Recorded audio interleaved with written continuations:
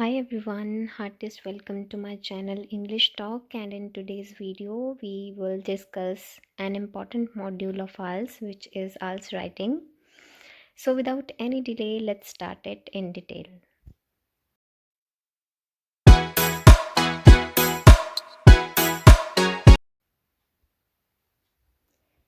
IELTS writing की अगर हम बात करें तो IELTS राइटिंग एक्चुअली है क्या? IELTS राइटिंग हमारे राइटिंग स्किल्स को असेस करती है, मेजर करती है, और ये राइटिंग स्किल्स जो हैं वो कौन कौन से होते हैं? For example, writing appropriately means topic के हिसाब से लिखना। जो भी टॉपिक हमें लिखने के लिए मिलता है IELTS राइटिंग में, उससे उसके ऊपर रहना, टॉपिक पे रहना, इधर उधर का जो है कोई भी मटेरियल IELTS में नहीं लिखना।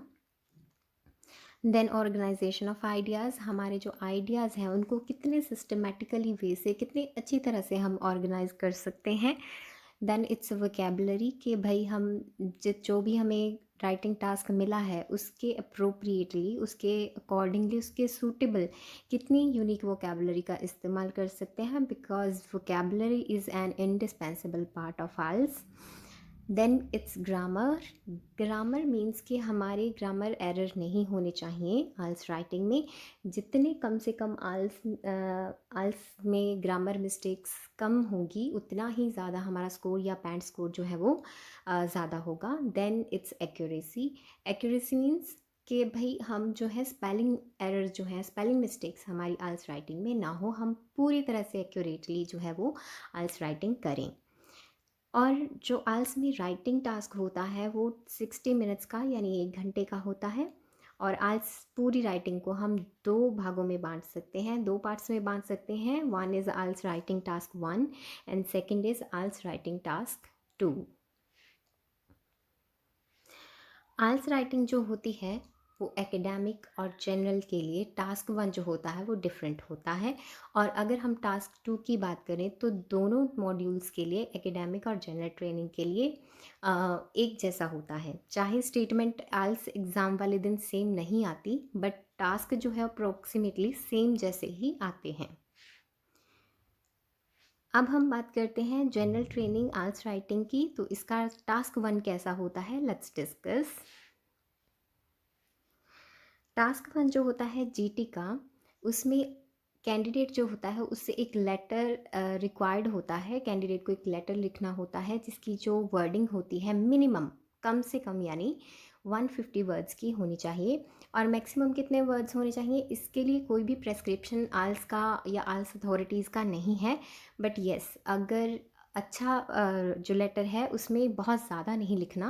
150 वर्ड्स कम से कम है तो 180 जो है वो आपके मैक्सिमम होने चाहिए।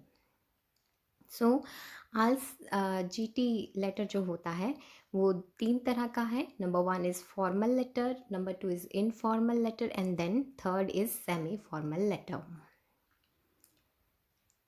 अब हम एकेडमिक टास्क 1 की बात करें तो एकेडमिक स्टूडेंट्स जो होते हैं उनके लिए जो टास्क 1 होता है, उनको इसमें एक समरी या रिपोर्ट टाइप जो है वो तैयार करना होता है। और जिस चीज़ के ऊपर उन्हें रिपोर्ट या समरी तैयार करनी होती है वो एक तरह का ग्राफ होता है। और ग्राफ की भी आगे टाइप्स हैं, किसमें है, ये बार ग्राफ हो सकता है, लाइन ग्राफ हो सकता है, पाई ग्राफ होता है, पाई चार्ट हो सकता है, देन प्रोसेस हो सकती है। प्रोसेस मीन्स आपको दिखाया गया हो सकता है कि कोई स्पेसिफिक चीज़ जो है वो कैसे काम करती है। या फॉर एग्जांपल, यहाँ पर आपको पाई चार्ट दिया हुआ है जिसमें शो किया गया है 1972 से लेकर 2012 तक जो है 5 तरह की बुक्स जो है वो सोल्ड हुई हैं। उसके बारे में डिस्क्रिप्शन पाई चार्ट के थ्रू आपको दिया गया है। और इसके ऊपर आपने पूरी रिपोर्ट जो है वो रिटर्न में तैयार करनी होती है। सो ऐसा जो है वो टास्क जो है एकेडमिक स्टूडेंट्स के लिए टास्क 1 जो है उसमें आता है।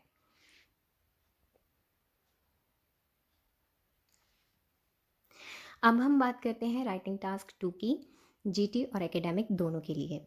तो टास्क 2 जो होता है राइटिंग का, उसमें आपको एक स्टेटमेंट दी गई होगी और उस स्टेटमेंट के ऊपर उसको अच्छी तरह से देख के, जो भी आपके आइडियाज़ हैं वो सोच के आपको एक फॉर्मल ऐसे जो होता है, ऐसे टाइप, उसको तैयार करना होता है। आपको मैं एक एग्जांपल दिखाती हूँ।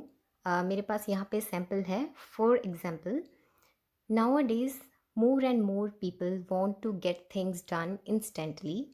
Why is it? Do you think it is a positive or negative development? तो ऐसी स्टेटमेंट आपको पेपर में आएगी.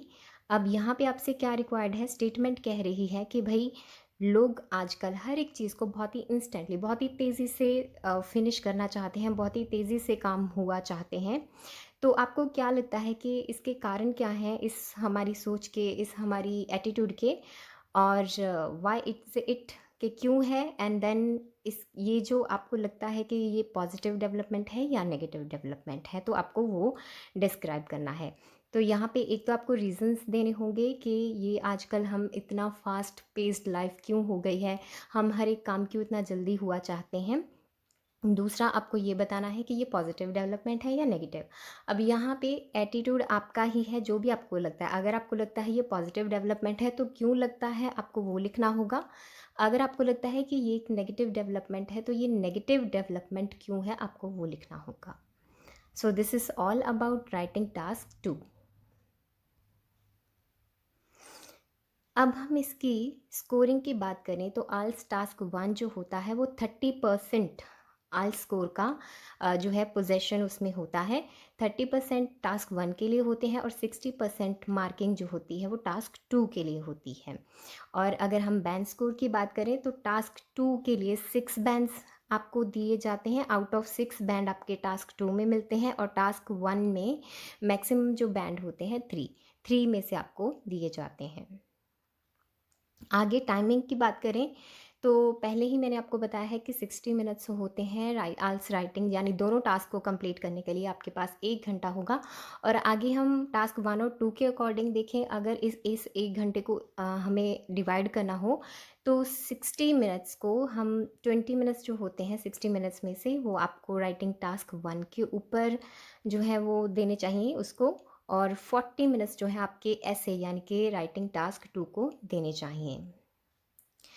देन जो आल्स टास्क 1 होता है उसकी वर्ड लिमिट मैंने पहले ही बताई कि जो चाहे एकेडमिक टास्क 1 है चाहे जीटी लेटर है, दोनों के लिए आपको 150 वर्ड लिमिट होती है. 150 वर्ड्स कम से कम आपने लिखने होते हैं, और अगर आपकी वर्ड काउंट 150 से कम होती है तो आपका जो है ऐसे आपका बैंड डिडक्ट तो होंगे ही, but a kind of ineligible task हो जाता है आपका लिखा हुआ, क्योंकि आपने जो मिनिमम क्राइटेरिया है वही मीट नहीं किया होता. देन टास्क 2 की बात करें तो इसके लिए मिनिमम वर्ड लिमिट जो है 250 वर्ड्स जो होते हैं, मतलब कम से कम आपको 250 वर्ड्स तो टास्क 2 में लिखने ही पड़ेंगे.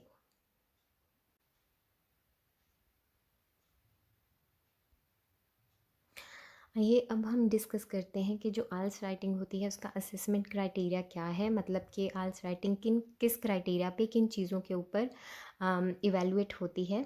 इसमें सबसे पहले है task achievement. Now what is task achievement, कि आपको जो भी स्टेटमेंट दी है, अगर आपसे 2 बातें पूछी हैं, 3 बातें पूछी हैं, आपके स्टेटमेंट में आपके क्वेश्चन कितने बनते हैं, तो जो जो भी आपसे पूछा है इसका मतलब ये है कि आपने फुली उसको आंसर किया है. आपने कोई भी चीज़, कोई भी क्वेश्चन, कोई भी जो भी आपसे पूछा है, कोई भी पॉइंट आपने छोड़ा नहीं है, आपने हर एक चीज़ का आंसर किया है. दैट इज़ टास्क अचीवमेंट, कि आपने पूरा पूरा उस चीज़ को अचीव किया है, जो भी पूछा था उसका आंसर 100% दिया है.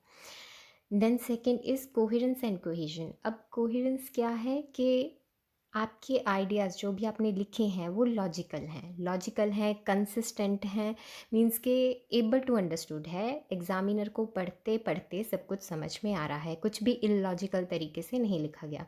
Then what is cohesion. Cohesion means कि फ्लो है आपकी राइटिंग में, मतलब एक के बाद दूसरी चीज़, दूसरी के बाद तीसरी, तीसरी के बाद चौथी, इस तरह से ऑर्गेनाइजेशन है आपके आइडियाज़ की. Third is lexical resources. It is your vocabulary, कि आप स्टेटमेंट के हिसाब से, टॉपिक के हिसाब से बहुत ही यूनिक, बहुत ही अच्छी वोकेबलरी जो है वो इस्तेमाल कर रहे हो, और जितनी अच्छी आपकी वोकेबलरी होगी आपका बैंड स्कोर उतना ही एनहांस्ड होगा. And last one is grammatical range and accuracy. तो अगेन मैंने पहले भी बताया ग्रामेटिकल रेंज की ग्रामर एरर आपकी राइटिंग में नहीं होने चाहिए। Then accuracy, there should be no spelling mistake. और अगर ये सारी चीज़ें बहुत ही अच्छी हैं आपकी राइटिंग में, तो डेफिनेटली आप बहुत ही अच्छा स्कोर जो है, बहुत ही अच्छे बैंड जो है वो आइल्स राइटिंग में ले सकते हैं। So this was all about fourth module of IELTS, which is IELTS writing. I hope this video has helped you some way, and if it has done so, then please subscribe to my channel and support.